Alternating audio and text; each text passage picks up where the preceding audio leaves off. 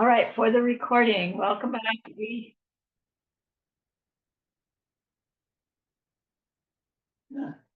Now I'm hearing you. I'm going to take myself off English channel. Wait a minute.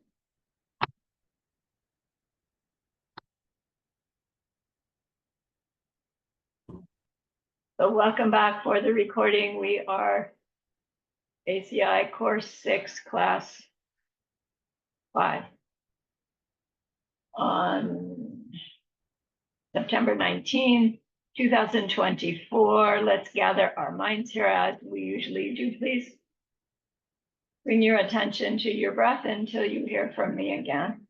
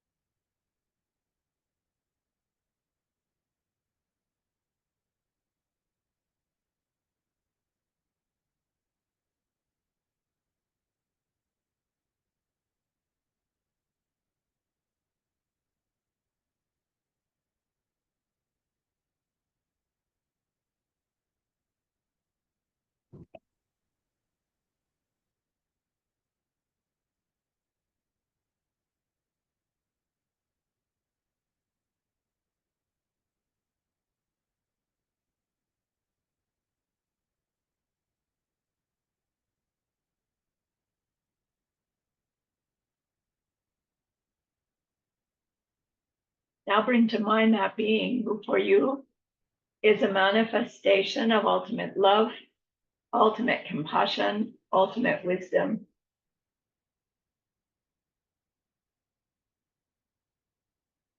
And see them there with you. They're gazing at you with their unconditional love for you. Smiling at you with their holy great compassion.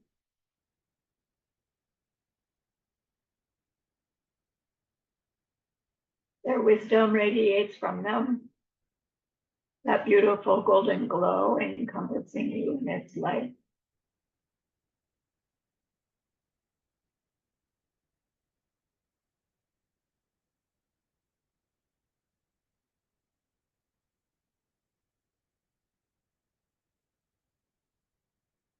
And then we hear them say, bring to mind someone you know who's hurting in some way.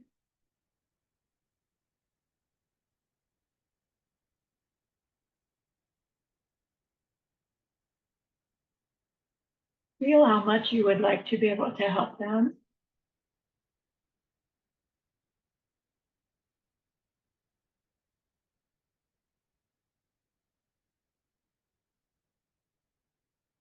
Recognize how the worldly ways we try to help fall short.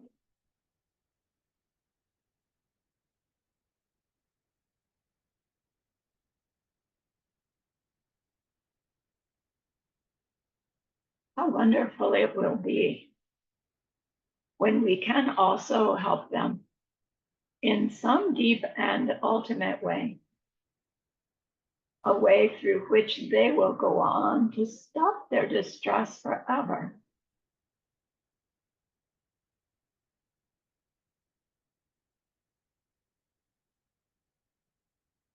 We're learning how this is possible.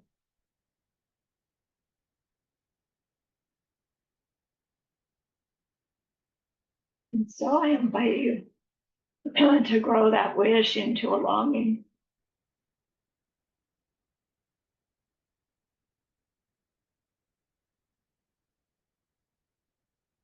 And that longing into an intention.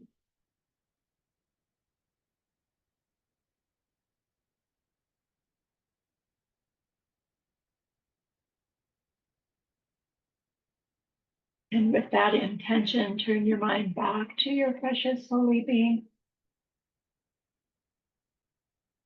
We know that they know what we need to know, what we need to learn yet, what we need to do yet, to become one who can help this other in this deep and ultimate way. And so we ask them, please teach us that. And they are so happy that we've asked. Of course, they agree. Our gratitude arises.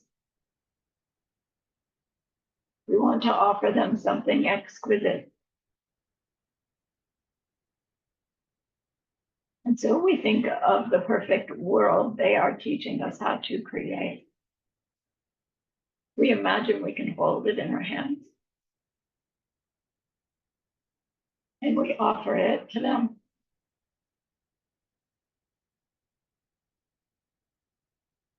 Following it with our promise to practice what they teach us. Using our refuge prayer. Here is the great earth, filled with fragrant incense and covered with the blanket of flowers. The great mountain, 4 lands, wearing the jewel of the sun and the moon. In my mind, I make them the paradise of a Buddha and offer it all to you. By this deed, may every living being experience the pure world. Idam Guru Ratna Mandala Kam Nirya Tayami. I go for refuge until I am enlightened to the Buddha, the Dharma, and the highest community. To the merit that I do in sharing this class and the rest. May we reach Buddhahood for the sake of every living being.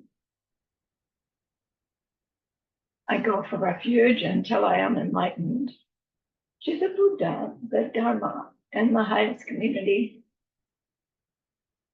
To the merit that I do in sharing this class and the rest. May we reach Buddhahood for the sake of every living being. I go for refuge until I am enlightened to the Buddha, the Dharma, and the highest community. To the merit that I do in sharing this class and the rest, may all beings reach their total enlightenment for the sake of every single other.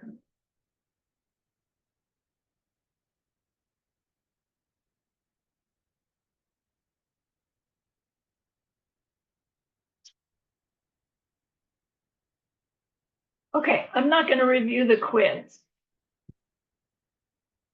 but I am going to review the sutra. So we're studying Diamond Cutter Sutra, a sutra on emptiness, a sutra within the genre of Buddha's sutras called the Perfection of Wisdom Sutras. And it is a sutra in which the title, Diamond Cutter, is never even mentioned in the whole sutra. Somebody recently earned $1,000 by knowing that answer to that question.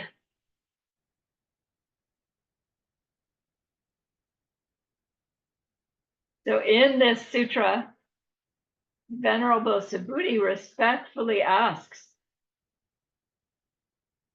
someone who's trying to be a bodhisattva, meaning someone who is hell-bent on reaching their own enlightenment so that they can bring about the end of suffering for every existing being there is.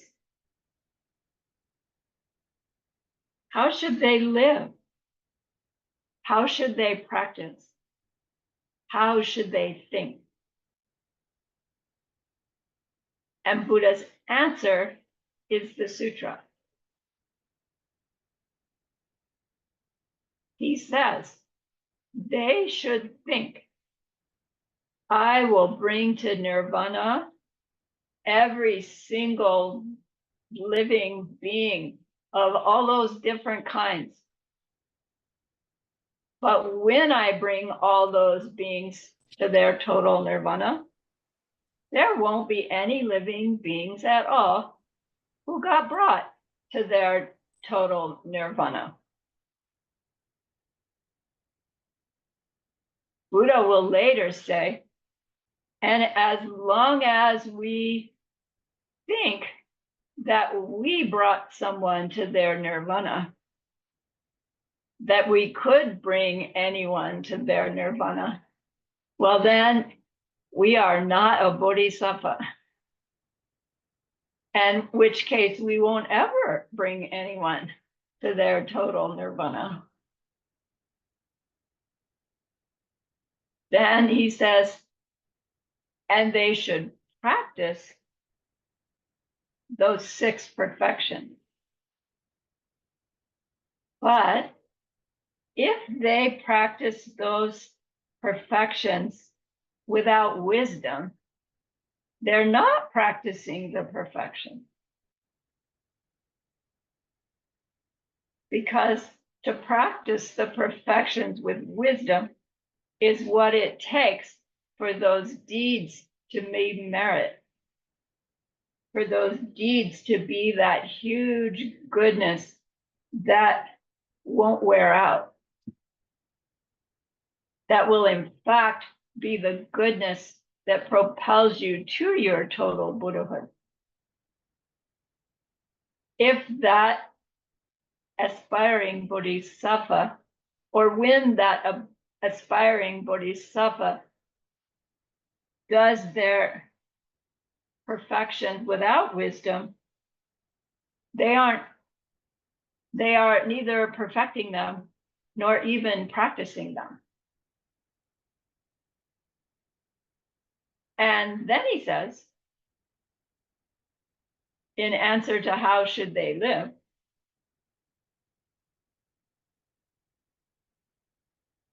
those marks on a Buddha's body, do they reveal that a person is a Buddha? You know, are they real? And the punchline is, no, they're not real. There are no marks of a Buddha on a Buddha's body through which you can tell someone has become a Buddha, whether it's your own someone or some other someone. There are no marks on a Buddha's body that you use to be able to tell that you're looking at a Buddha, which is how we can see marks on someone's body that tells us we're looking at a Buddha. Get it?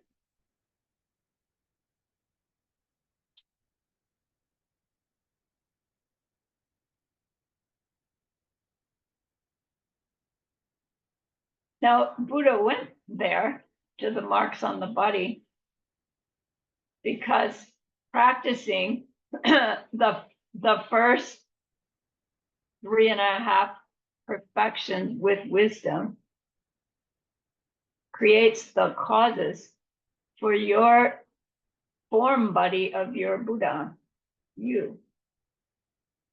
Your paradise body and your emanation bodies, meaning the way that you will appear when you are Buddha, is created by your perfections of giving, moral discipline, not getting angry, and having a good time doing all of that. Those seeds go on to force you to see your body with those marks and signs, which are not real. They are projected, and so they are there, but not independent of the projection of whoever is seeing them, whether it's you or someone else. So then Subhuti is like overwhelmed with the profundity of this sequence of what's been taught. And he gets worried that in the future, especially the far future, in the days of the last 500, the days of dark, they call them, that nobody will be able to accurately understand this teaching. Maybe the book is still there and somebody can read it in whatever language it still exists in.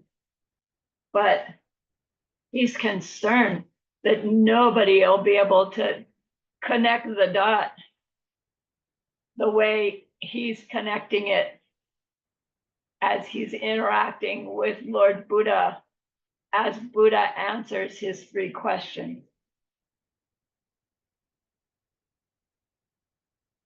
And Buddha said, "Oh, Subhuti, don't ask a stupid question like that." Doesn't seem so stupid, does it?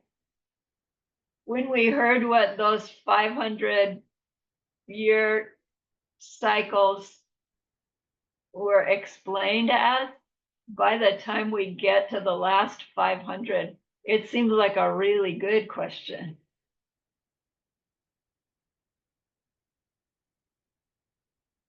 Buddha says, even in those days of dark, there will come great bodhisattvas. Wait a second, I see a frozen Roxana Mama. Back again. Even in those days of dark, there will come great bodhisattvas who have the morality, the qualities, and the wisdom. And these bodhisattvas, they won't see any self-nature. Semchen, living being. So, life. Gansak, person. These great bodhisattvas who have morality, good qualities, and wisdom, they're going to come in the days of dark and not see anybody? Like, not care?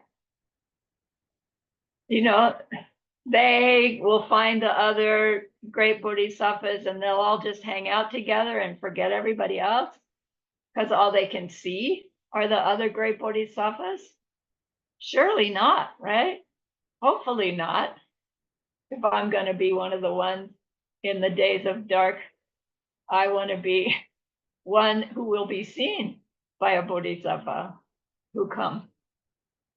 So we learned that what those 4 things that the great bodhisattva doesn't see, it means that they see beings, ducks, but with no self-nature.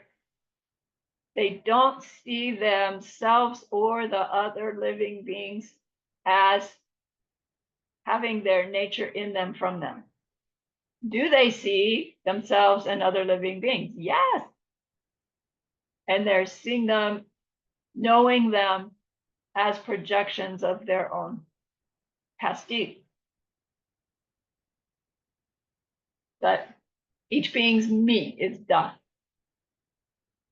The living being, right, through the course of that lifetime.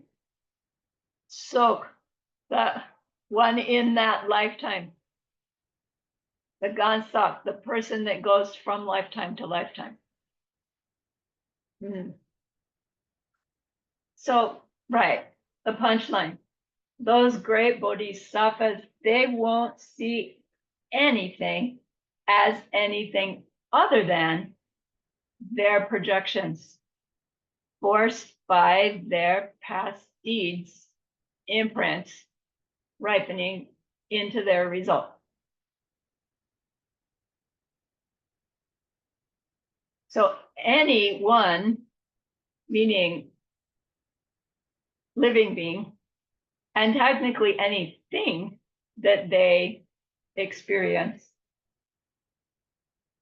they will experience it knowing it has no nature of its own, not being self-existent. Anyone they perceive, anything they perceive, they will know as blank in nature. Infinite possibility appearing as it does to them. They are not Buddhas yet. They are not perceiving emptiness and dependent origination simultaneously, but they're doggone close. So the implication is they will understand this sutra. Later on in the sutra, Buddha's even going to say, and where does this sutra come from? Did Lord Buddha read it, say it, and somebody wrote it down? Is that where it came from? It's like, yes and no. It comes from the ripening seeds of the one who's reading it. So of course those great bodhisattvas are going to understand the sutra.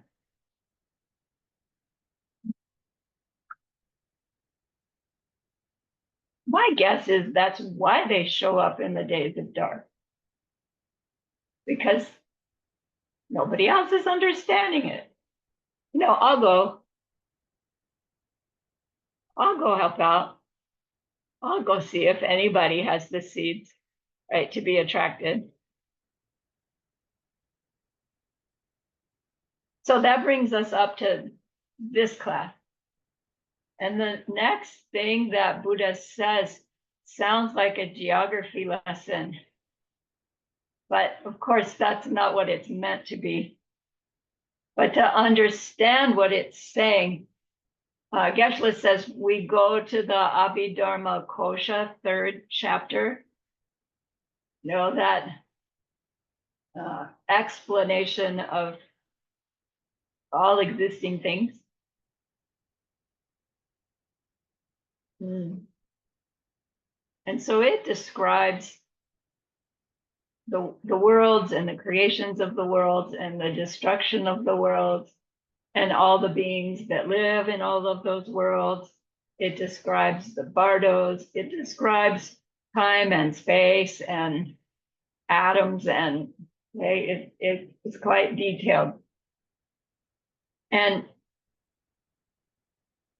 in there, it describes these concepts that Lord Buddha is talking about in this next section, because it's a verse where Buddha says, Subhuti, consider the world systems of 1,000, of 1,000, of 1,000 planets, and consider someone had the resources to cover all those planets with the 7 kinds of precious jewels.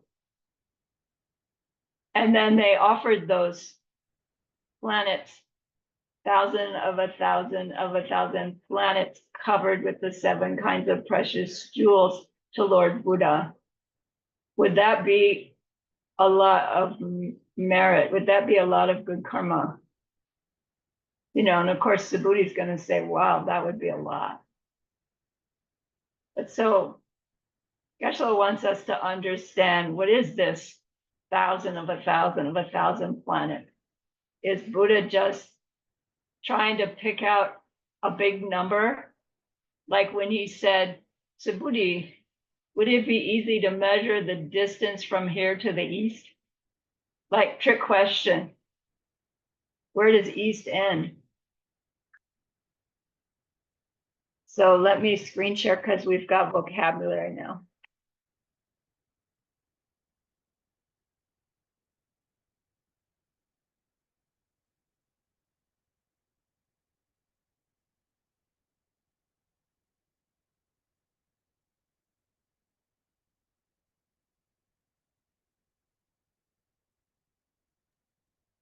Joana, mil gracias, mejoró por mucho. Está perfecto.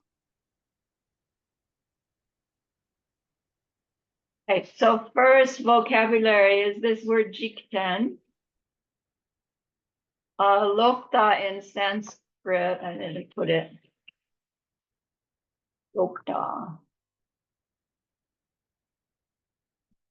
Den means the basis, and jik is it's the word for fear, but it's also for the word to destroy, to be destroyed. So the basis to be destroyed is what a planet in an inhabited planet in samsara is called jikten. So our earth is our jikten, our samsaric world that is the basis to be destroyed. Not meaning, someday humans will destroy the place, but meaning the the the basis through which we finally, bless you, destroy perpetuating our misunderstanding, our ignorance through which we perpetuate our suffering world. So Jikten. In the middle of Jikten is said to be Mount Meru, this humongous mountain, 4 different sides. If you've studied the Mandala and 37 piles coming up soon in April, you understand, right, what's included in Jikten. It's not just planet Earth, actually. So Lord Buddha says, Tong Chipo, Tong Chipu, Tong Barma, Tong Champo. Tong is the word for 1,000. 1000. Chipu means the general type. So these 3 tones are these, I guess I'll call it first order network of planets. Dong Chipu. Dong Barma is the second order network of planets. And Dong Chempo is the third order network of planets. So the general type network of planets is ours. What kind of ours is 1,000 planets. What we call Earth is part of a network of apparently inhabited planets similar to ours that make up this first world order of 1,000 planets. Like, where are they? How come science hasn't found them? How far away are they? I don't know. Depends on our season. So Subhuti, consider a world order of 1,000 planets, but then he goes further. Don't Dharma means 1,000 in between, not meaning like Bardo in between, but here's the first 1,000. The second world order is 1,000 of those. So not 1,000 more, but here's a network of 1,000 planets. Now we've got 1,000 networks of 1,000 planets. Got it? How many planets is that? A million, right? 1,000. Then the third world order, Tongchenpo, it's called 1,000 great. And that means the world order of 1,000 Tongvarmas. So Geshe-la translate that as 1,000 of 1,000 of 1,000 planets. How many planets do we have in a tone tempo? If the first is 1,000 and the second is 1,000 thousands, that's 1,000,000. And now we have 1,000 of those. So we have 1,000 million. Is that a billion? Is it bigger than a billion? Anyway, write out the zeros and count them, and then you'll have the answer. That many planets, Subhuti. Consider that many planets in a tone tempo. And somebody gathers enough precious jewels, the 7 different kinds. And, Geshe-la says just covers Mount Meru. The scripture says covers the planet with those 7 jewels. Our planet's pretty big. Maybe we could make a case for these 1,000 of 1,000 of 1,000 planets. They're not as big as ours. But they have to be big enough for humans, right? Or things like humans. They have to be a certain big. And to cover them all with precious jewels. How thick? 1 layer thick? 2 inches thick? I don't know.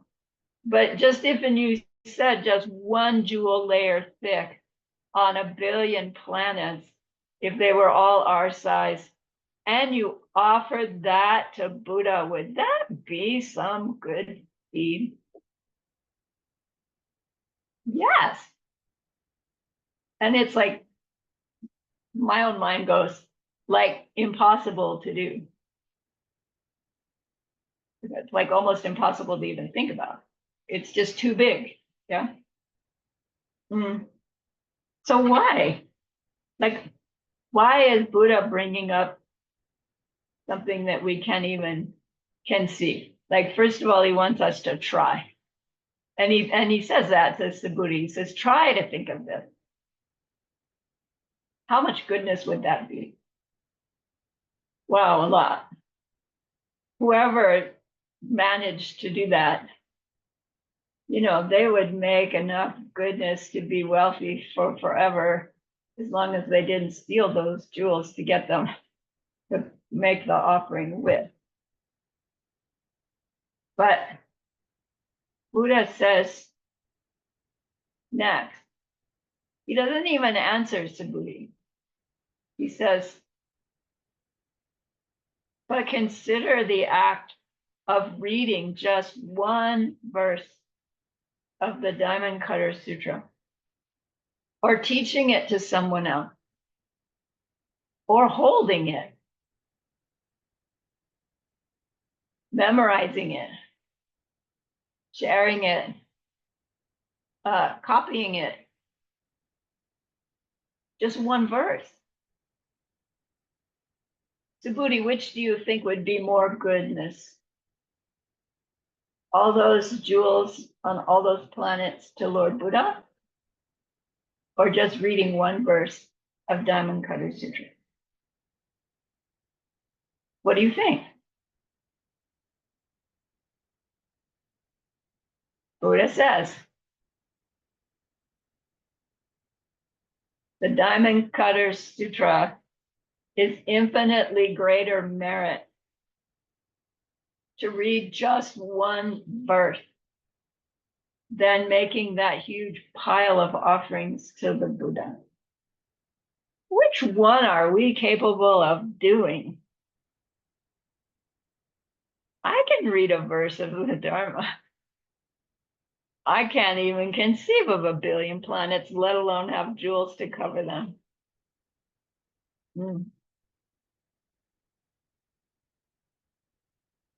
So is Buddha exaggerating? Does Buddha ever exaggerate? No.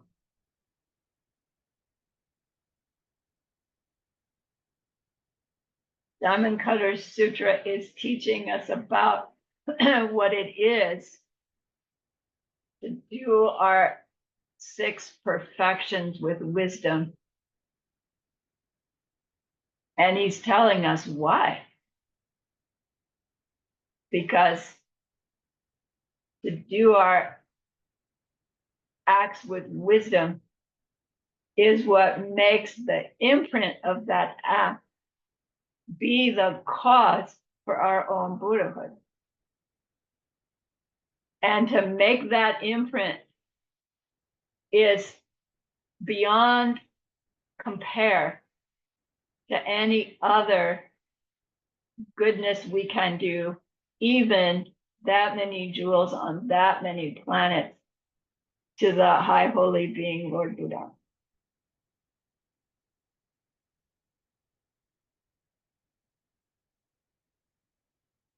But is it just increasing our giving that makes us a bodhisattva doing a perfection of giving? No. The sutra is showing us. He doesn't actually come out and explain it. Thank goodness for commentaries. The sutra is telling us how it is that we do our acts of the perfections in such a way that actually make them be the causes for our Buddhahood. Because we can think we're doing our 6 perfections and only be doing them in a way that will perpetuate, nice things that wear out. And, that'll be nice, but it won't be what stops suffering.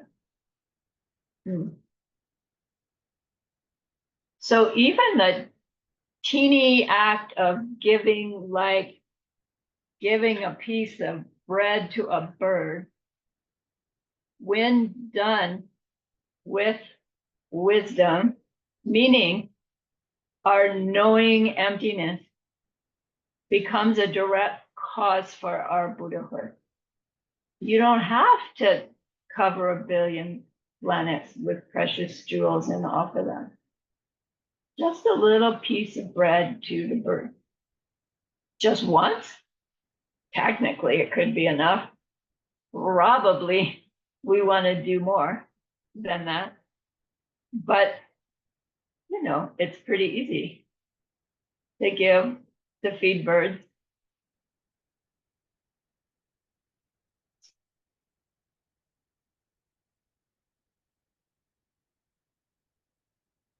But it has to be done in the right way. It has to be done with this wisdom in order for that act to make the imprint that will go on to our Buddhahood. So we have the Sanskrit term paramita. We should have written that down.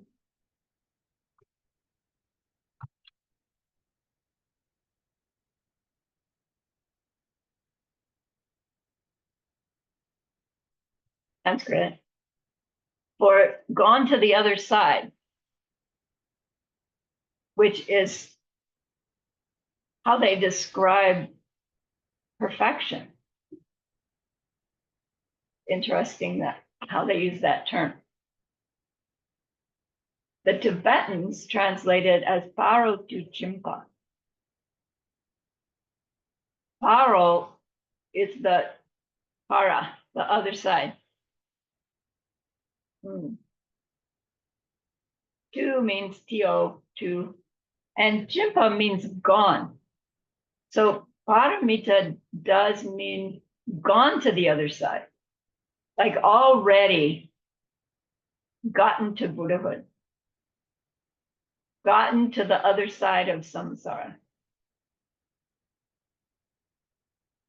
Paro tu chimpa means done, perfected. Hmm.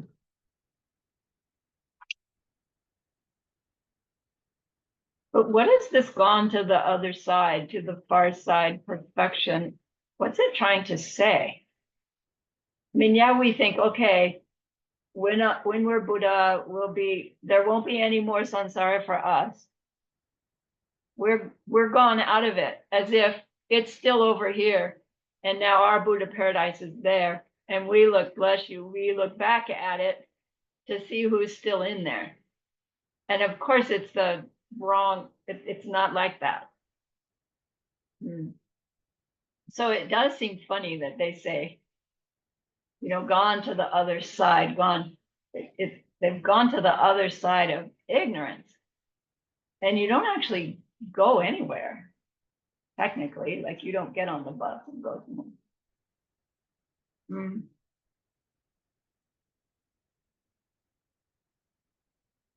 So how are those 6 kinds of deeds, the 6 perfections, how are they different when they're done with wisdom versus not done with wisdom? Like we want to know, because it makes the difference between the giving the bird the piece of bread as a cause of our enlightenment versus giving the bird a piece of bread as the cause for us having all the bread we could ever want.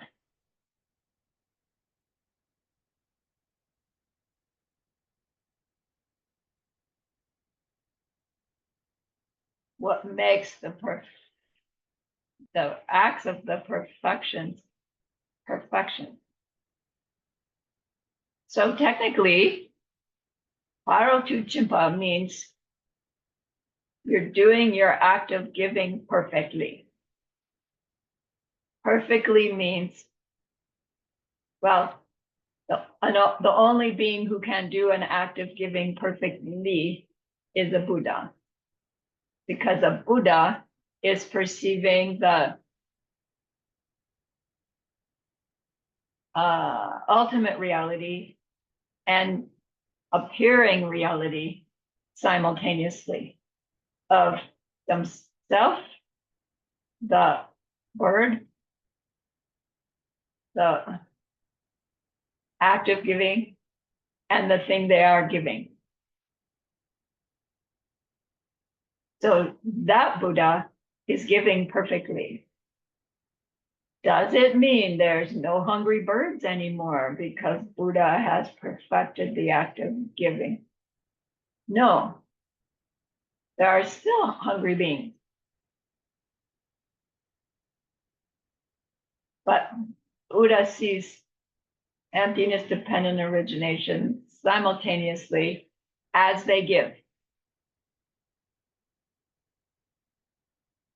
Well, if that's what the 6 perfections mean, I can't do them because I'm not omniscient. And if I have to have wisdom in order to do them perfectly, and I can't get wisdom without doing them, it seems to me I'm stuck. Like pretending. So, like, there must be some subtleties here.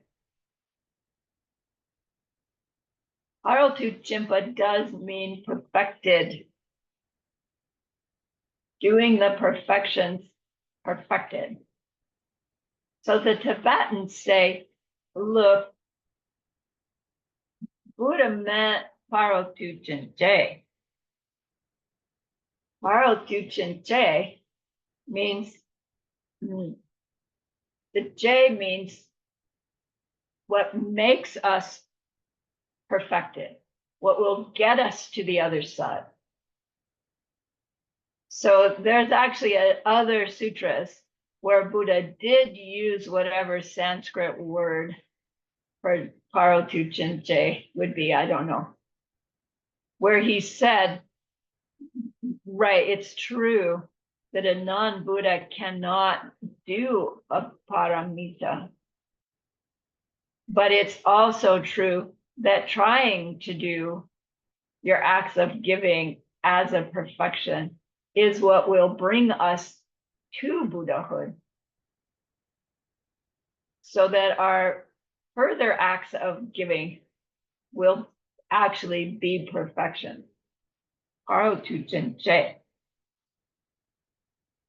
So we could be calling our bodhisattva activities of the six perfections the bodhisattva activities of perfectionizers. And it would be a little bit more accurate. It would reveal to us that we understand the process that we're involved in.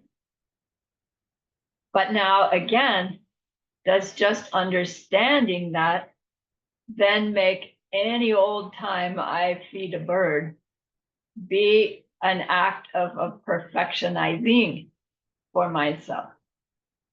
It's not the giving. It's about some state of mind that I hold that makes the same act of giving a seed planted for my Buddhahood versus a seed planted that perpetuates samsara.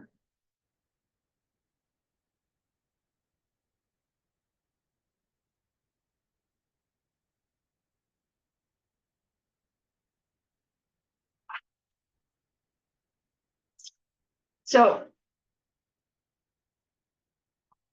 then, if we're using Paro Tu Jinche for how a non-Buddha practices their six perfections, thus perfectionizing ourself, they have another word, Paro Tu Chin Sin, which now means perfected, like gotten there, which is a little different than Paro Tu Chimpa, is the being perfect. Paro Tu Chin Sin is getting there, completing it, finishing it.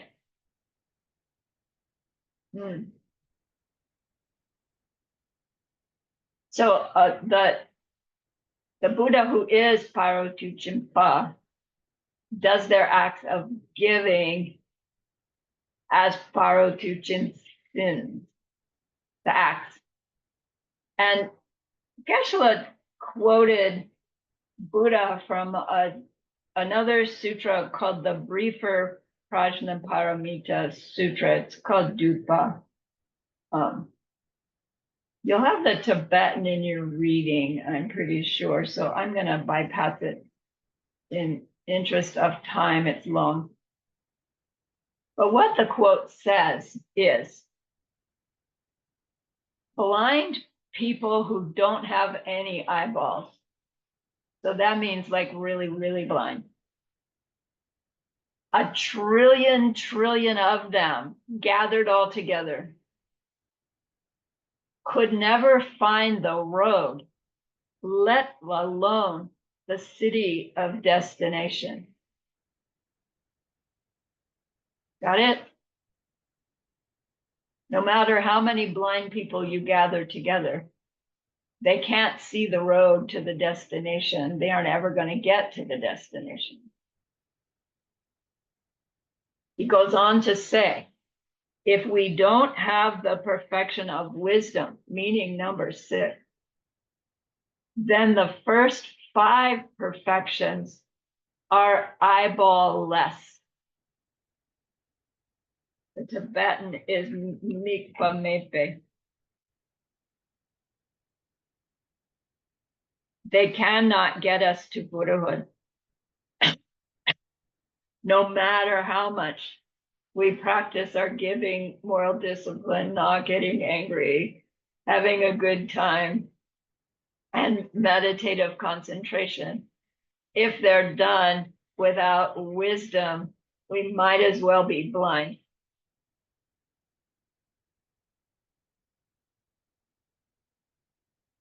If we're able to get wisdom, then we would have found our eyes, and then those deeds can be called perfection.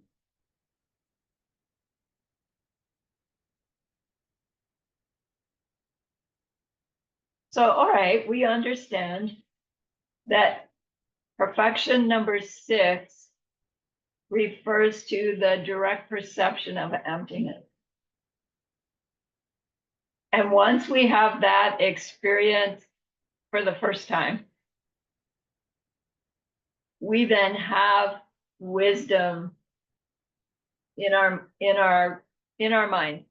It affects our karmic seed, all of them. We don't see it directly again easily. We don't see it directly when we're out of meditation. But we understand that when we experience anything, we know that what we're perceiving in a mistaken way. And so we don't believe that it exists in the way that it seems to, which is still in it from it. So we've learned about that state of mind, that although our seeds still ripen as seeing things as self-existent, we don't replant them that way. Why am I talking about that? Because with that state of mind,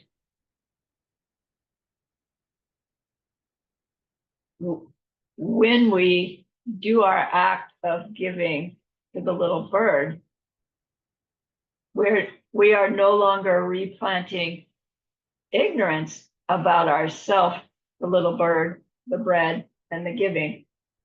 And so, of course, that giving is contributing to reaching our goal, which as a bodhisattva is our Buddhahood. So then it sounds like we can't, in fact, even start to do the perfections as perfectionizers until we reach number 6, wisdom. And scripture would say technically that's true. But the paro tu jinche, that too can be grown, right? Like there's a baby level of practicing our perfections as perfectionizers, through which those seeds are the goodness that pushes us to the direct perception of emptiness, meaning perfection number 6. And so there are ways that we can practice our giving, moral discipline, not getting angry, having a good time, and even the meditation part that is gathering the goodness to reach wisdom 6. And when we do now, we continue to do those perfections. And now those seeds are actually planting our seeds for our Buddhahood. So it's not that we don't try to do the first 5 perfections until we reach emptiness directly, because we won't reach emptiness directly without trying to do the first 5, pretending, right? Or intending, using those perfections that aren't perfections yet, intending to reach wisdom by doing them, so that we can continue to do them with wisdom, in which case they are, in fact, our perfectionizer. Finally perfected when we are perceiving the empty nature and the appearing nature of all existing things simultaneously as Buddha.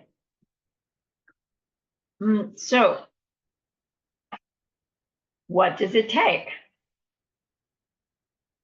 for our baby bodhisattva attempts at our six perfections to be planting the seeds that will grow into our wisdom number 6, so that we can then really be planting our seeds as perfectionizers.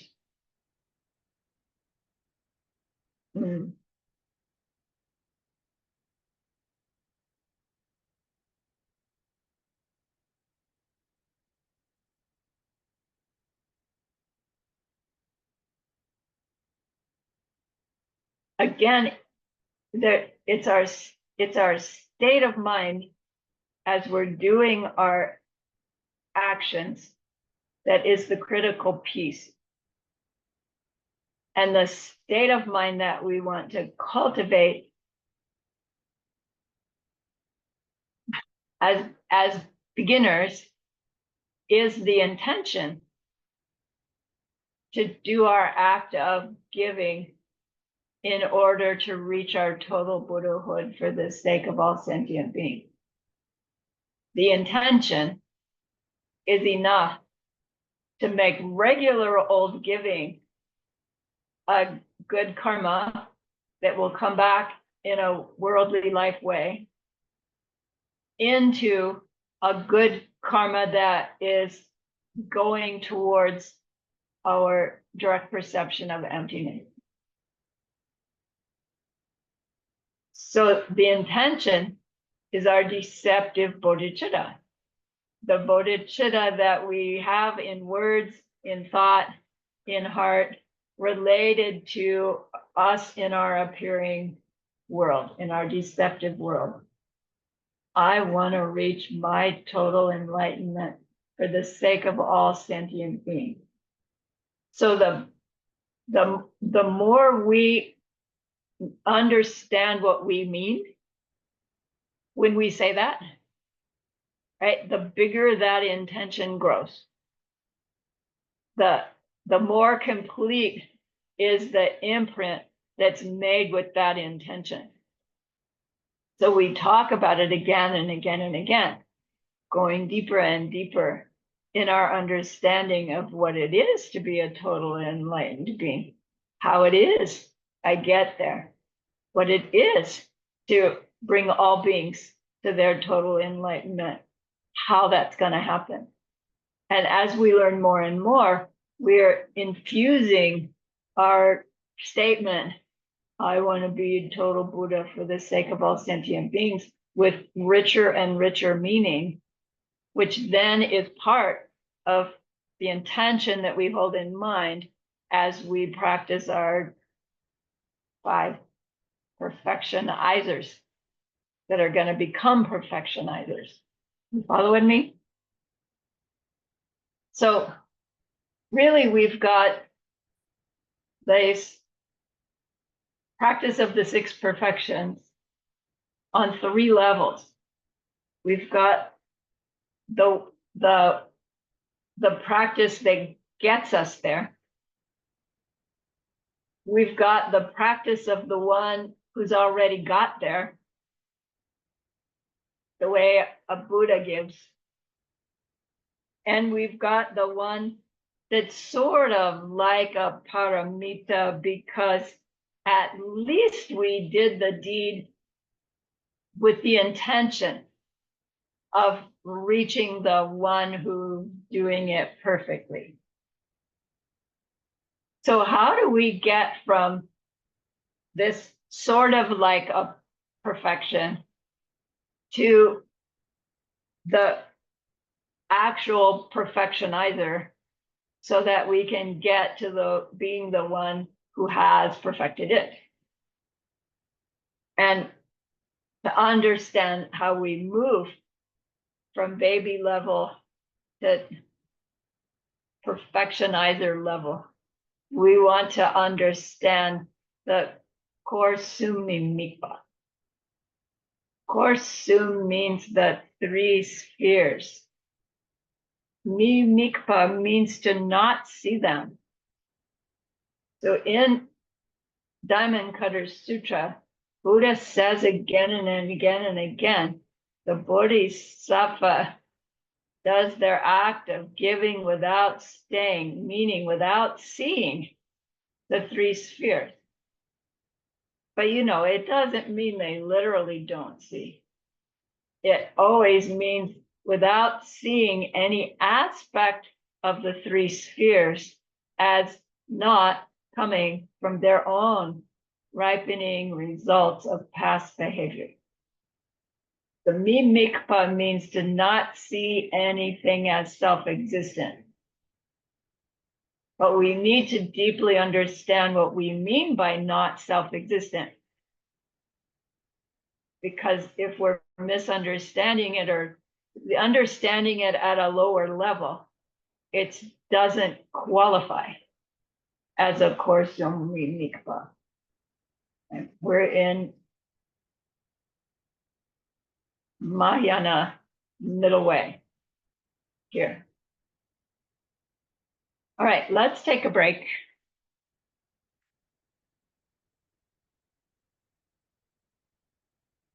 I'll dig into Korsum Mikpa.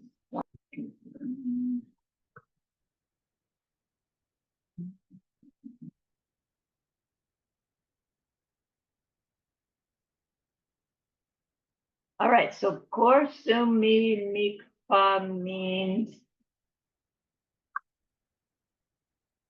to do our act without seeing the three components, Korsum. And of course, the not seeing means to do to see those three components with an understanding of emptiness, which means to not see them as with their identities and qualities in them, from them. So what are those three components? There's two ways to describe the three components, of which there are, in fact, four things in the three components. Don't you love the Tibetans and their lists?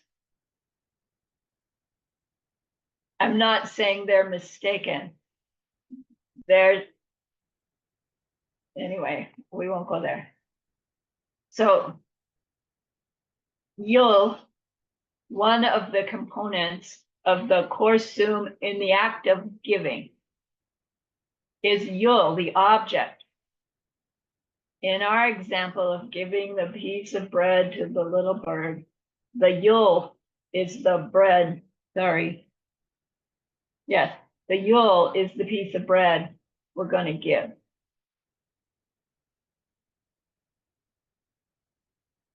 The second component is the Jimpa Yul. Jimpa means the giving here. And Jimpa Yul means the recipient, the one who's going to receive the Yul.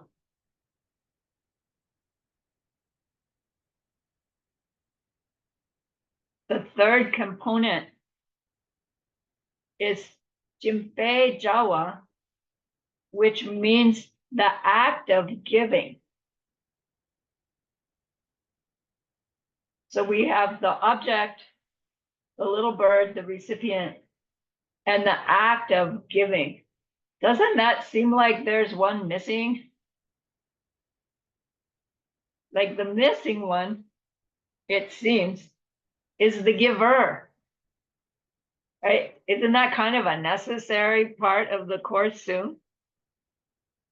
Jimpapo is the word for the giver. So we have the object of giving, the recipient of giving, the act of giving, and the giver of giving. Some of us are studying Nagarjuna's root text wisdom, and we're just talking about this. We didn't call it that, but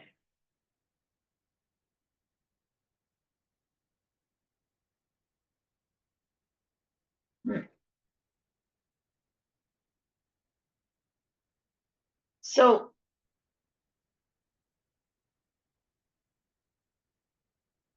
which of these need to be seen as not having their identities in them from them in order for our act of giving to qualify as a perfectionizer? Is it any one of them? Is it any combination of them? Or is it all of them that need to be known to lack their self-nature as we are doing the act of giving the food to the bird? So it's not just about not seeing the bread, not seeing the bird, not seeing myself give it to the bird. That'd be easy to just do our giving with our eyes closed.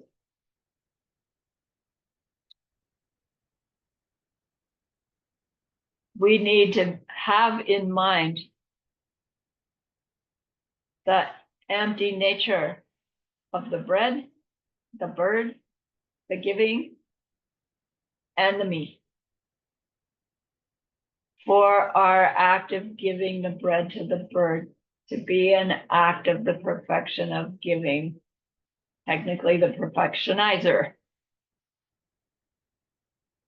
Well, see where if I'm not imbued with the understanding of emptiness so that everything I do has the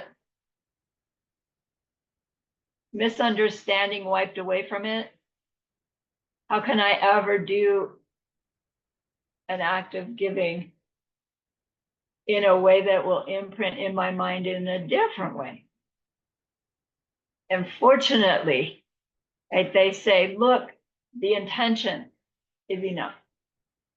The intention to reach total enlightenment for the sake of all beings, because we understand that in order to reach that, we must see emptiness directly.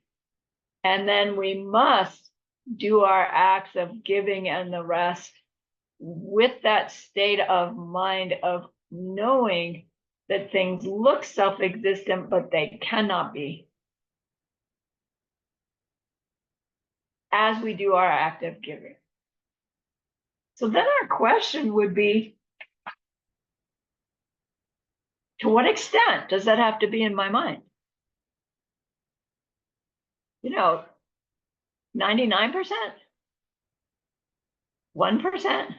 How much is enough to have my intellectual looks like a little bird, looks like bread, looks like me giving the bird bread, but really it's all seeds ripening my mind, this circumstance, this opportunity. And so as I give my bread to the bird, I can be thinking, oh, little bird, I'm empty, you're empty, this piece of bread is empty. If you take this little piece of bread from me, I'm going to become Buddha as a result, and someday I will teach you how to reach it too. Here, please, eat it. Right? Saying it in our mind. What if we just think it at the beginning of the day? Anything I do for anybody, I'm really doing in order to reach my Buddhahood for the sake of all sentient beings. But then I go through my day on automatic pilot. Is that enough? And it's like every little bit helps. So could we spend the rest of our career becoming Buddhas, just setting our intention at the beginning of the day and not making any effort the rest of the day? Technically, yes, it would just take a really, really long time.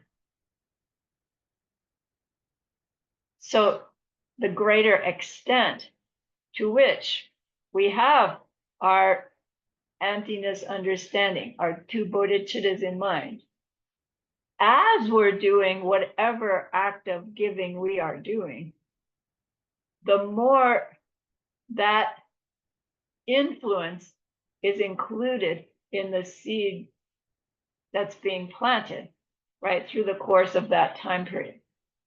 So it's not really an either or situation. It's the quality and quantity of our two bodhicittas in mind as we're doing our acts of giving that influence the seeds. You know, maybe we do 16 of them through the day on automatic pilot and one really strong. Great. Maybe we do all 17 with, 50-50. Great. It's better than we did yesterday. Okay? And that's the practice. It's not about being perfected. It's about doing a little bit better tomorrow than we did today, of holding in mind our wish to reach total enlightenment for the sake of all sentient beings as we're going about our day doing anything. Because really, it's not just, our giving isn't just when I'm here, you're there, and I give you something. When you do the dishes at home, you're doing an act of giving. You're giving a clean kitchen to the rest of the family. Everything we're doing could be looked at as some version of an act of giving. And as we do it with our bodhicitta rattling around in our mind, those same seeds that we do every day are now planted in a different way. If we specifically also can remember to dedicate them, like I've really gotten sloppy in my dedication, dedicate it to that sixth perfection so that your perfections can become perfectionizers. It increases the power of the seed planting because now we can't foul it up by making a big mistake somehow.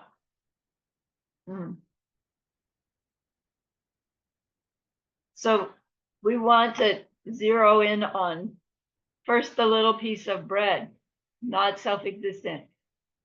There are different levels, what we mean. Not self-existent because the bread, somebody had to make it.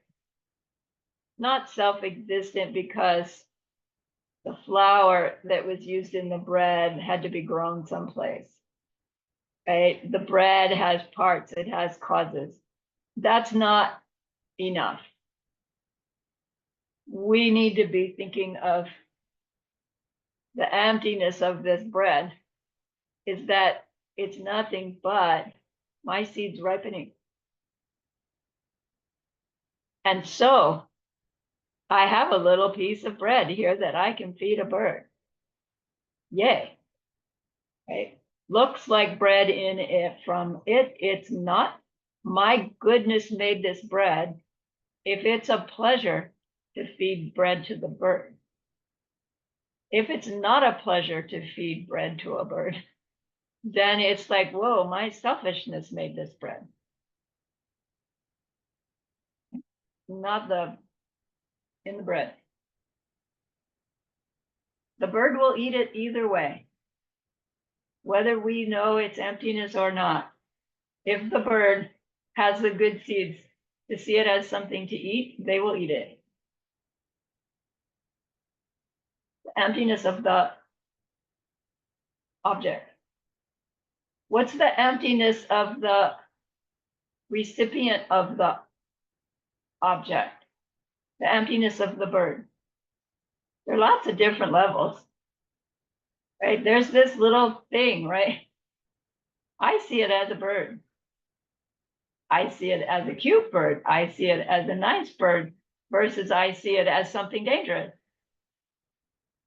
Right? This bird, identity bird is coming from my mind.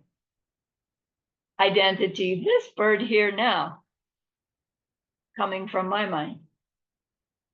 Identity, little bird opportunity to feed something to, coming from my mind. Okay? Always, not in it, from it.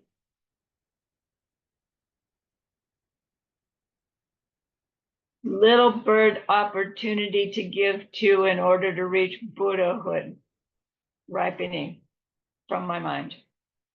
Now,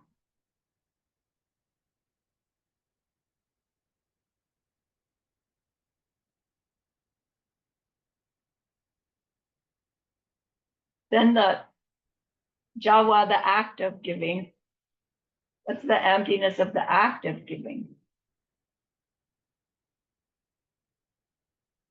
That was a little slipperier, right? Because it's like I have this little piece of bread. I want to feed the bird. I want to help it both worldly and ultimate. But the poor little bird, right? It sees this giant thing coming at it. No wonder it runs away.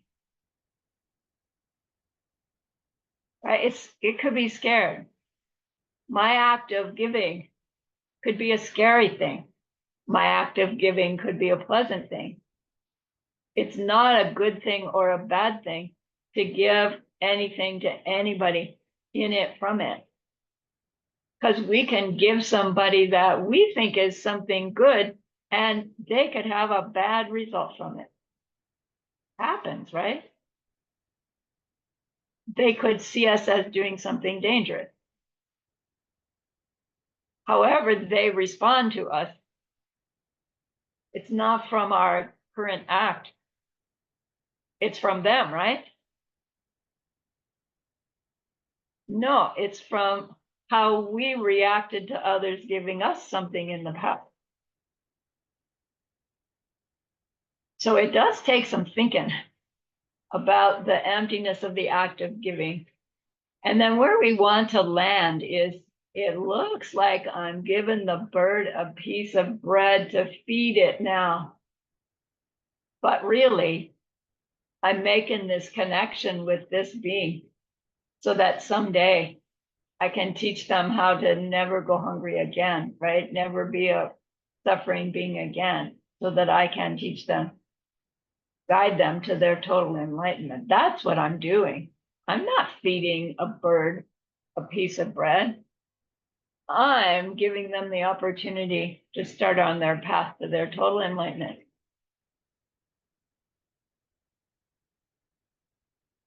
Our own state of mind. As we give it. If we've not seen emptiness directly, we need to impose all of that. And the extent to which we do is the extent to which the seeds planted as we do it become seeds that will move us towards our perfection of wisdom, seeing emptiness directly.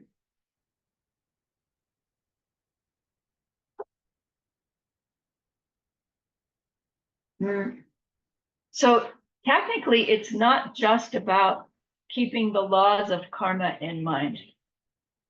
And there's like two levels of working with the Korsum, the three spheres, the emptiness of the three spheres.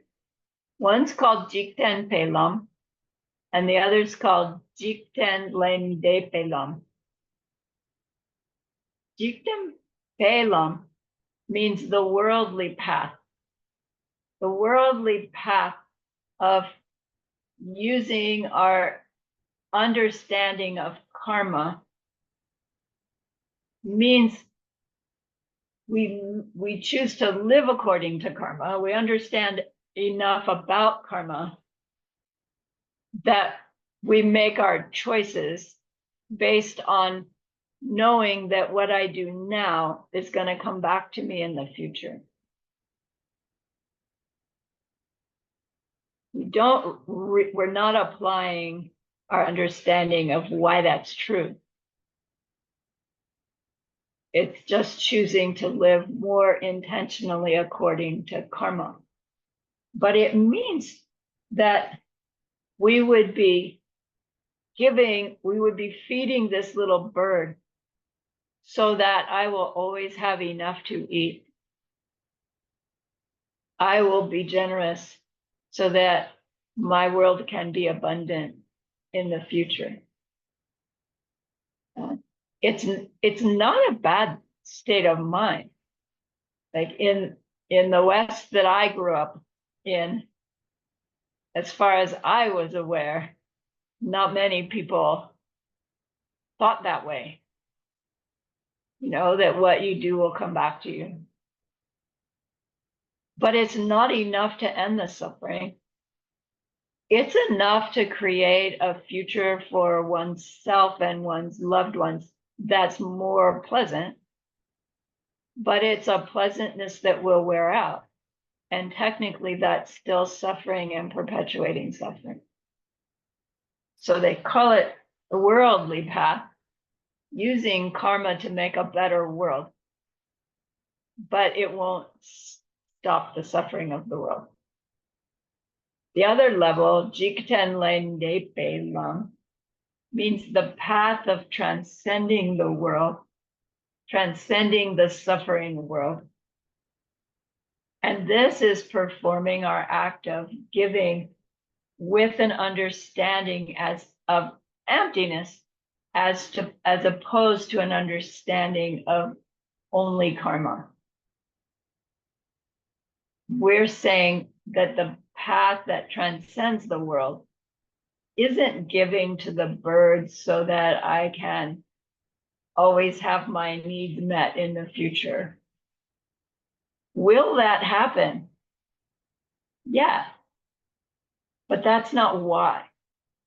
It's a side benefit of why I'm giving to the little bird. The why I'm giving to the little bird is because of their empty nature, my empty nature, the empty nature of the bread that I'm giving, and the empty nature of the giving. All of that means that I can do this act with a state of mind that makes that same act become the result of bringing myself and that little bird to complete freedom from suffering someday. Same act, different state of mind.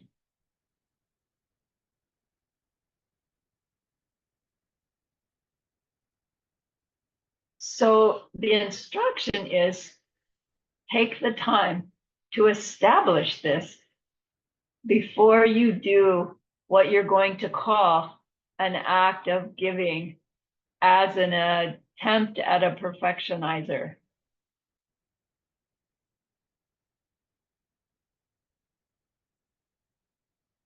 Find some way of reminding yourself. You know, maybe we can imprint bodhicitta, bodhicitta, bodhicitta. Maybe we can write it across our glasses. I tried, that doesn't work. Maybe we can, I don't know, you know, pause before you do the dishes and think it through. Pause before you put the hummingbird feeder out and think it through. The practice, the training is to learn to think differently as we do our same old deed. If you ever were inspired to learn something new, I want to learn to play the piano. We had to find a teacher, take lessons. They taught us, do your scales. I want to play piano. Do your scales, right? I want to play piano. Do your scales.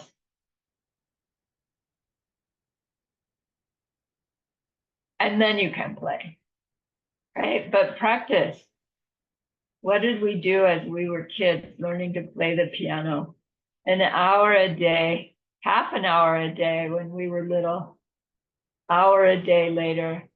Pretty soon we liked it so much we were doing 2 hours a day, maybe 3 hours a day, maybe even doing our scales for fun before we went to bed. Can our training be similar?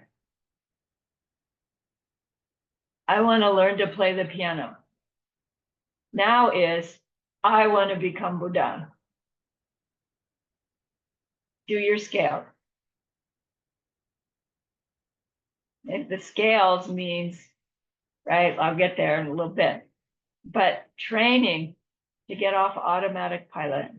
I'm talking to myself as well.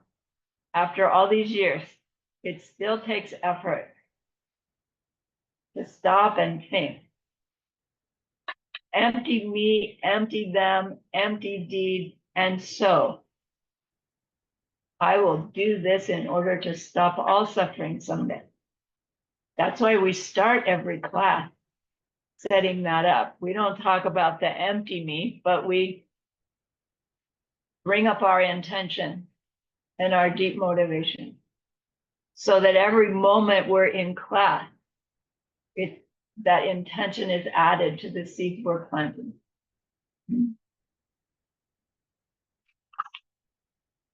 It's really an extraordinary system.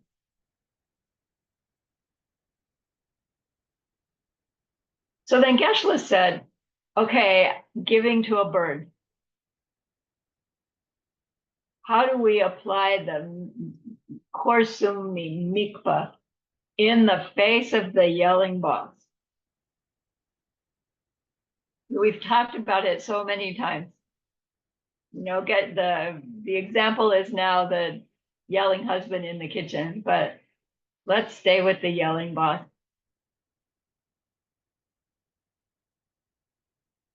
When we're getting angry, feeling hurt, wanting to yell back, it is really hard to bring up, oh, they're empty, I'm empty, this is all empty, it's all coming from me. The last thing I want to do is do what I'm wanting to do right now, whatever it is. The beauty of the system is that we can't continue to blame the boss for the discomfort I'm feeling and recognize it's all my seeds ripening. We can toggle back and forth. Ooh, that jerk guy. Wait, he's coming from me. Oh, this feels so terrible. Wait, that's ripening my seed. Oh, I should yell back. No, that's gonna bring it back to me. That the toggle is an incredible goodness. It's a delay in our automatic reaction. Maybe we can only delay it for a short while and we let fly. And an hour later we go, oh, phooey. Right? The little bit of delay is a great goodness. We try it again next time and next time. And further, we learn to look for where is it that I'm causing somebody else to have an upset such that they want to blast back at me. And where can I stop doing that? It may not be I'm yelling at somebody. Maybe the way I upset somebody else's mind is that I ignore them and they get upset. It's the upsetting somebody's mind that still is contributing to my specialty of being upset by someone yelling at me. So it may actually not be enough to just not yell back at the boss, to get them to stop being the apparent cause of my getting upset. Maybe there's some other way I'm upsetting someone's mind that doesn't even seem related to the boss yelling at me, in which I am still perpetuating situations in my future where somebody upsets my state of mind. So it's one thing to toggle with the emptiness and seeds ripening in the midst of the yelling boss. It's another to see where it is that our own behavior is imposing that on somebody else and work with the emptiness of the three spheres there as well. It's, again, the practice almost like a game more than I'm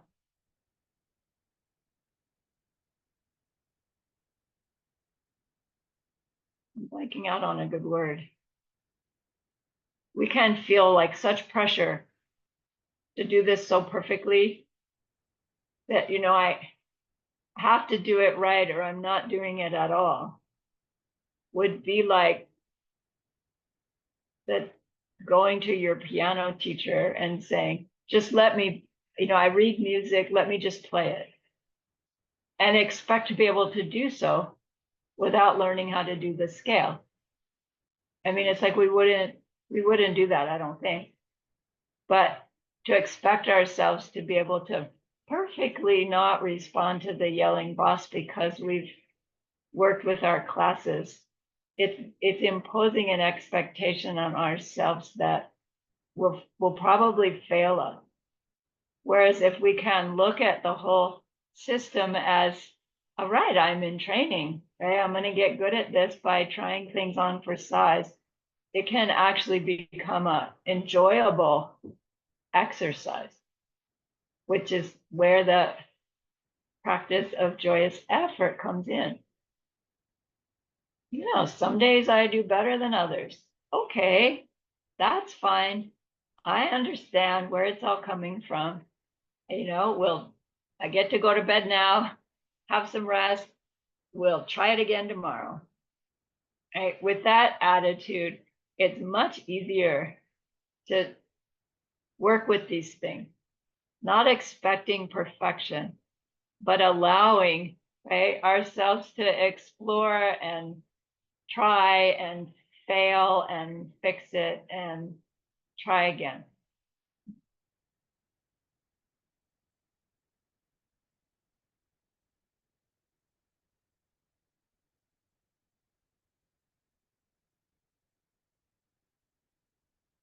So Geshe-la said we need a little logic lesson here. The premise is giving a piece of bread to the bird is a cause for our enlightenment. So there must be a connection between the two. Technically, the two of the three spheres of the giving the bird and the three spheres of me reaching my enlightenment. So there are two ways that things can be related. They can have either a relationship of identity or a relationship of cause and effect. A relationship of identity is like set and subset theory. The relationship between motor vehicle and Toyota. How are those two related? Motor vehicle is the set. Toyota is the subset. All Toyotas are motor vehicles, but not all motor vehicles are Toyota. Like the color red and the color crimson. Red is the bigger set. Crimson is a subset. Crimson is a kind of red. There are other reds besides crimson. For there to be a relationship, two things must be happening. Those two objects need to be separate things. Sarani cannot have a relationship with Sarani because we are one and the same thing. Red can have a relationship with crimson. It's the set.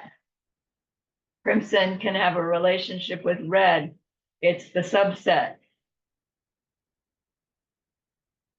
And the two objects must exist.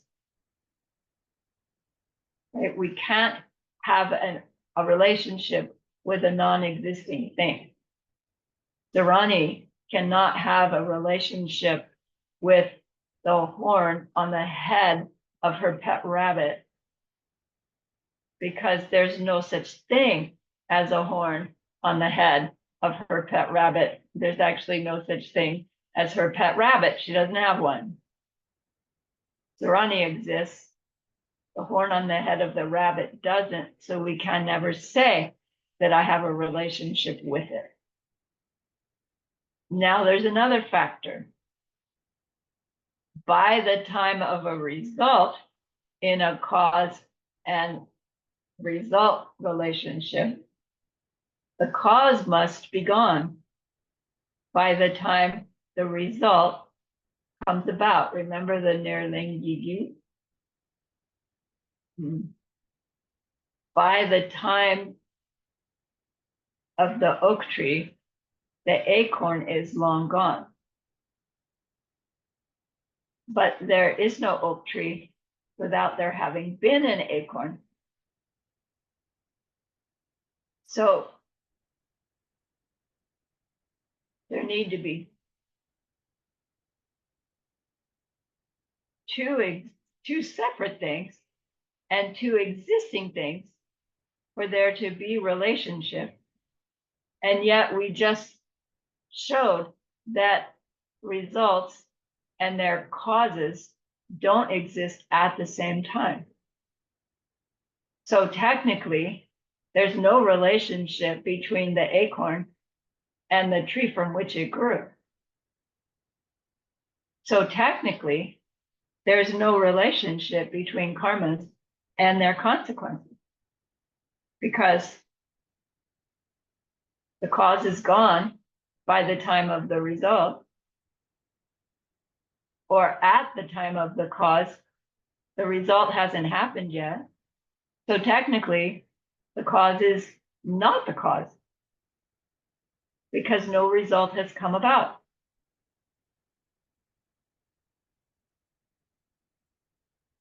So the karmic action of giving bread to the bird and the result, Buddhahood, they can't actually be related.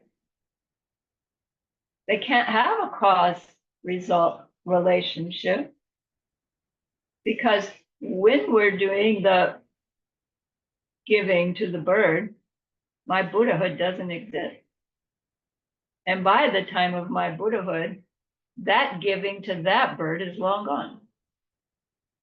So how does this whole thing work if none of it can be related?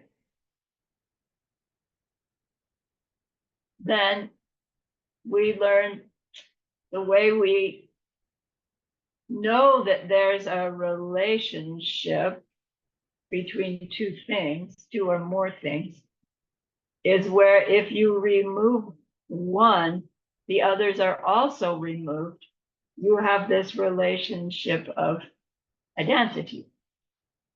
By the time we reach enlightenment, as a result of the deed of giving the bread to the bird with wisdom, that deed is long gone.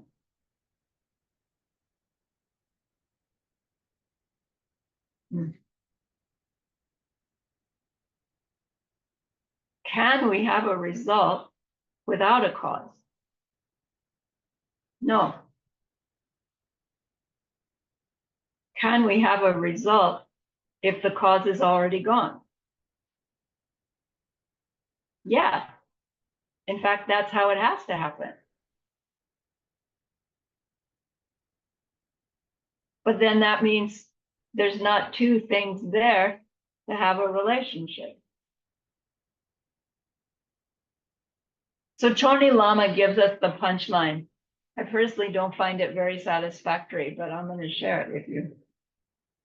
He says, technically, by the time enlightenment has occurred, its causes are past. They are non-existent. If the causes are still existing, then the consequences of that cause has not yet come to be, and therefore doesn't exist either. He goes on to say, though, that in a general sense, there is cause and effect. because time itself is empty. That's a cooker. I'm still cooking it. The clue, though, is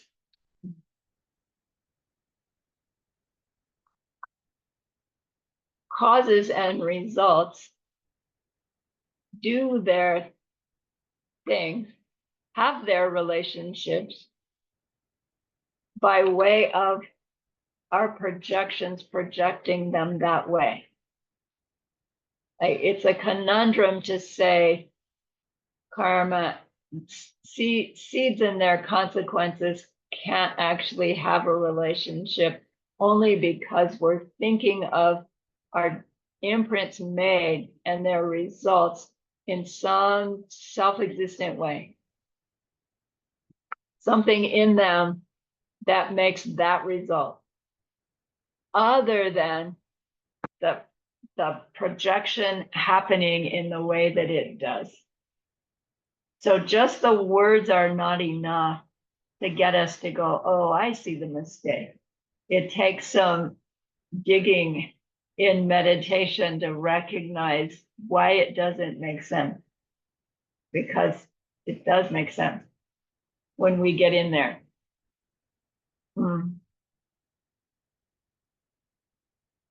But what do we mean by time itself is empty? We think of a second, a minute, an hour, and we think everybody agrees with what those mean.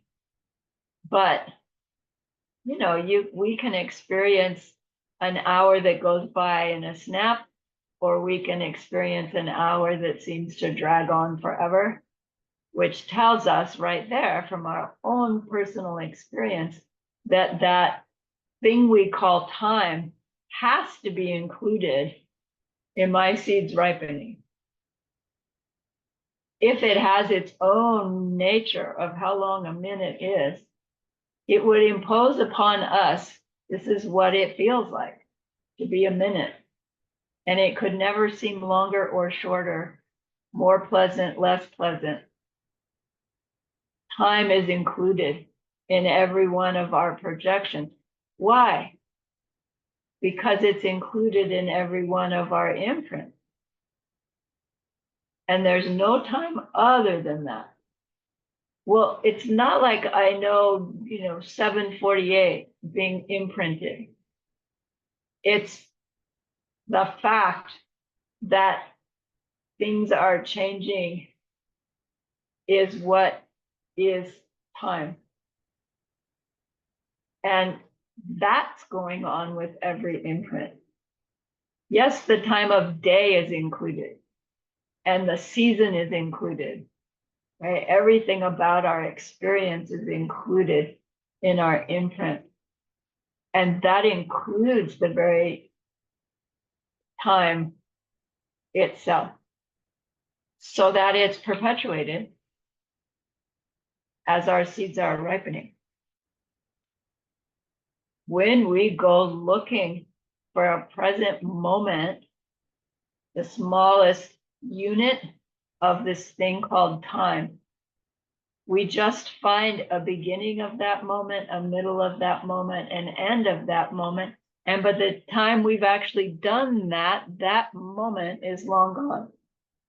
Right? We can never find that present moment that we're calling the singular unit of time that gets built upon to make a minute, an hour, a day, a month, a year, etc. All right.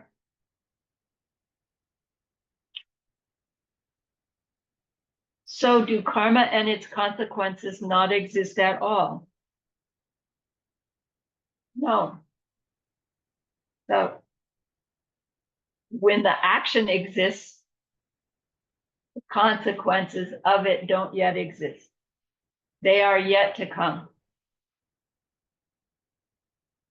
When the consequence has arrived, the karma that caused it is past and therefore also non-existent. And as we conceptualize this causes that, that comes from this. Karma and its consequences does exist within that conceptualization. They have a relationship of cause and effect because we put it there as we watched ourselves think, do, say towards others. And that's that critical piece about perceiving an other that contributes to that planting of the imprint that will bring about a future result that again has a self and an other. That's the other thing we are exploring in Arya Nagarjuna right now, which I find to be so fun and slippery.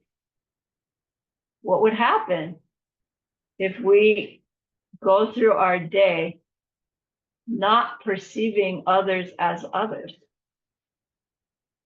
What would happen if we expand our sense of self to include others per Master Shantideva?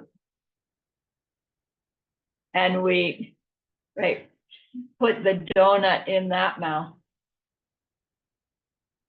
Functionally, says Geshe Michael, we've put 1,000,000 donuts in this mouth when we put one donut in that mouth. When we are doing this exchange self and others, meaning expand self to include others. It's clue to what it will be like to be Buddha you. Your paradise body and your emanation body and your omniscient body. You still make seeds, but they're pretty different. And also has something to do with the shortening of the time gap between the imprint and the ripening. When the other, what's perceived to be other, is perceived other widely. Never mind.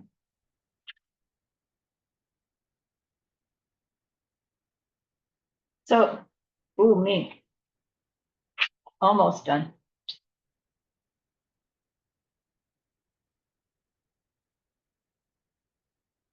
So we had said before, the practice of the 6 perfections go in that order. The practice of giving, as we get better and better at it, our practice of moral discipline gets better too. And then our practice of not getting angry will get better as those other 2 are getting stronger. And then our joyous effort kicks in because we're having so much fun.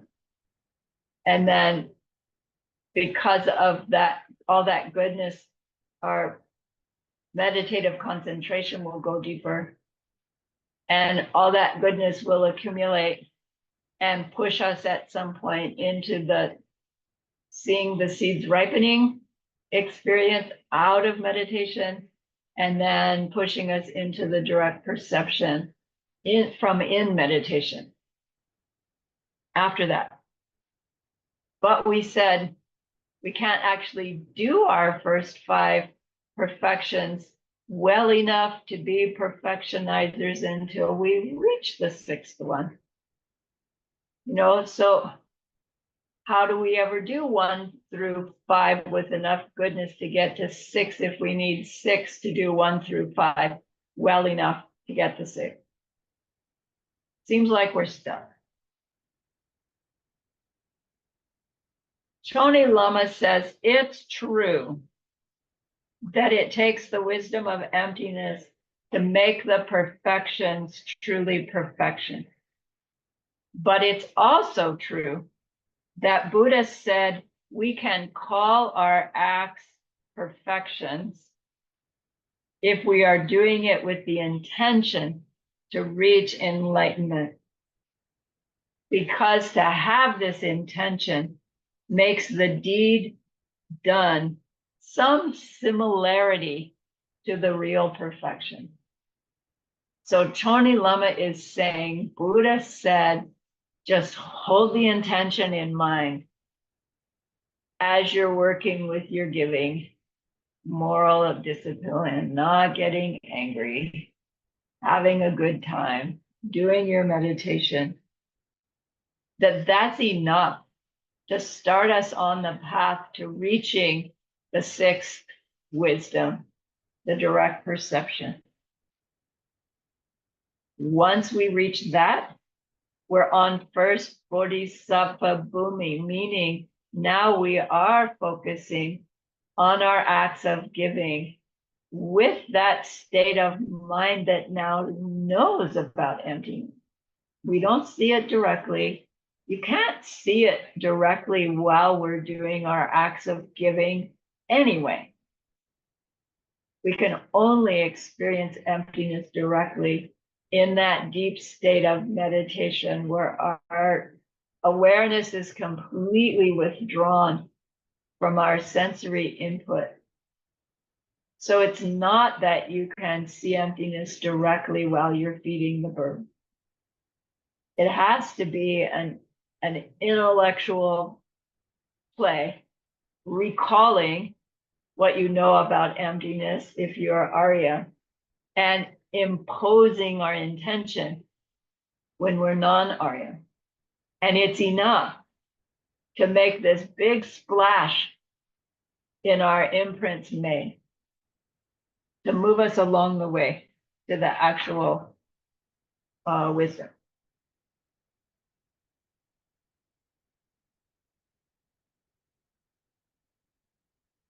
So we need this heavy duty goodness of trying to do the first 3.5 perfections in order to be able to do them as perfectionizers. It's really a beautiful system, because as we intend to do my act of giving to reach Buddhahood, I'm actually moving myself along the path to it, albeit slowly, but better than not at all.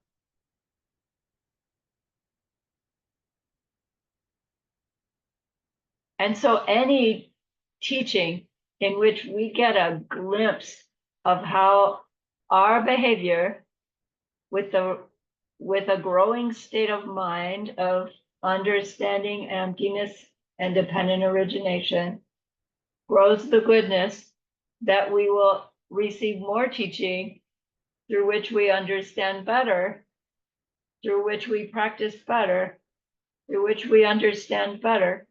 It's a system that feeds itself once we get started. So Buddha says again and again in the sutra, is covering 1 billion planets with precious things and offering it to someone a good deed? Yeah, big good deed. Yeah, well, reading, studying, sharing with somebody else a understanding of what Diamond Cutter's Sutra is about is incomparably better, stronger, bigger goodness than all those jewels on all those planets. Just understanding something about Diamond Cutter's Sutra is planting the seeds in your mind for reaching your Buddhahood someday. And all you have to do is read it. Well, now technically, says Choni Lama, you need to think about it too. You need to study it. You need to get some teaching on it probably, because it's kind of cryptic to just read it. And for sure, you can't just hold it and stare at it. So even when Buddha says it's a better good deed to hold one verse, like one page, than all those goodnesses, he's not quite being literal here. But the effort to understand it the effort to help somebody else understand it, that goodness done with this growing understanding of how to reach Buddhahood is like big, incomparably stronger, bigger, better goodness than all those jewels on all those planets. All right. So Geshe, we would say, okay, what exactly do I need to do? And Geshe says, if you ask an Arya that, they would say, Ju Som Gom. I don't think I wrote it down. No, because we've seen it before. Ju Som Gom. Did I spell that right? Class time. Som, contemplation time. Think about it time. And Gom, meditate on it time. In order for just reading one verse of Diamond Cutter's Sutra to be that powerful a karma, we attend classes by someone who's teaching, accurately, properly. We think about what we've learned and we meditate on what we've learned. The other aspect of Gom means we get used to it. We get used to living according to it. So, one class about the pen now and then, it's a great goodness, but it's not enough. Hours and hours and hours of teachings, all planting seeds for growing our wisdom, then thinking about what we've learned, and then working on understanding it deeply enough to live by it. And then lastly, they say, and more important than all of that is Guru Yoga. Guru Yoga means finding a teacher that fits you. Guru Yoga is Sanskrit. And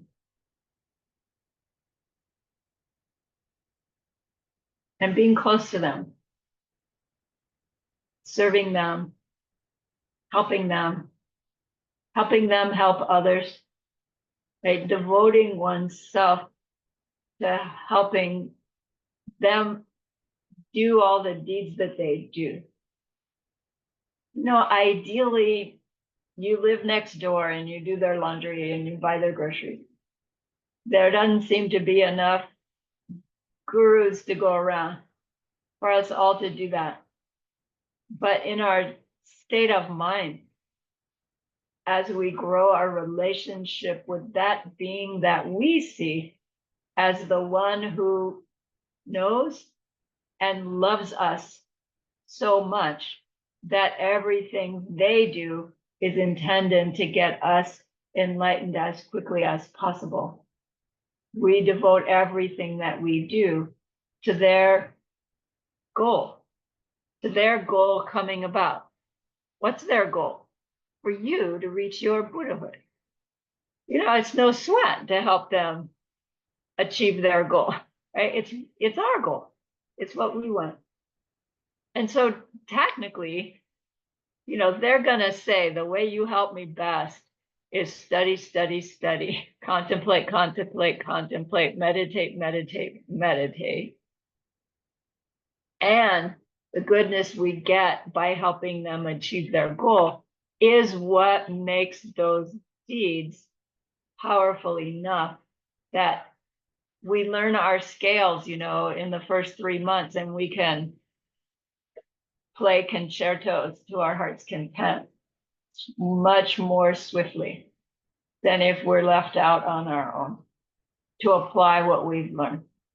So the most powerful goodness we can do is find our teacher, our perfect match, and serve them. Okay, that completes our class 5. Now, course 6, class 6 turned out to be an exceptional class. And my advice is that it's very powerful if you can hear that particular class for your first time from somebody who's saying it versus hearing it as a recording. After you hear it the first time orally, get as many recordings of it as you can and listen to them again and again and again. Especially get one of the versions of Geshe Michael teaching it. There's the original ones available from acidharma.org. He's taught it in other places over time. It's anyway. So we're doing it next class. So move mountains to be here, and move mountains to be here on time, so that the download can come. Because that's what I'll be doing, is downloading it. And it's a really, really important class. So do your best. So remember that person we wanted to be able to help. We've learned a lot that we will use sooner or later to help them in that deep and ultimate way. And that's an exquisite goodness. So please be happy with yourself.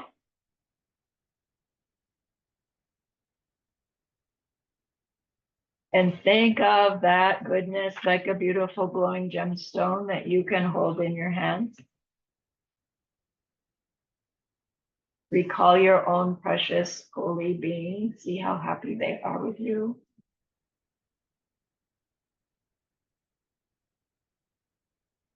Feel your gratitude to them, your reliance upon them.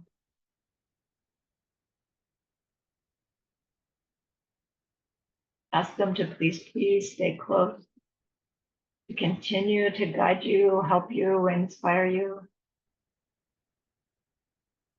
And then offer them this gemstone of goodness. See them accept it and bless it. And then carry it with them right back into your heart. See them there, feel them there. Their love, their compassion, their wisdom. It feels so good. We want to keep it forever. And so we know to share it by the power of the goodness that we've just done. May all beings complete the collection of merit and wisdom, and thus gain the two ultimate bodies that merit and wisdom made. So use those 3 long exhales to share this goodness with that one person. To share it with everyone you love. To share it with every being you've ever seen or heard of. See them all filled with happiness, filled with wisdom, filled with loving kindness. And may it be so.